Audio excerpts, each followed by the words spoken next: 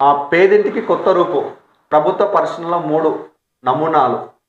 గృహ నిర్మాణానికి ఏ విధంగా పకడ్బందీగా చేస్తున్నారో, వాటికి తగ్గట్లుగానే ఎడ్యుకేషన్ పైన కూడంగా దృష్టి సాధించాలి.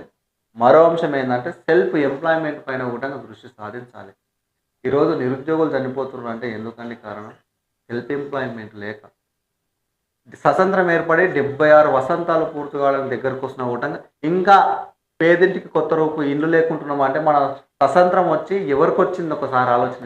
ఈ పాలక వర్గాలు ఏం చేస్తారంటే ఎప్పుడైతే విద్య అందిస్తామో అప్పుడు ప్రశ్నించే తత్వం ఏర్పడుతుంది. ఆ ప్రశ్నించటంతోటి వ్యవస్థలకు కుప్పకూలిపోయే ప్రమాదం ఉంటుంది.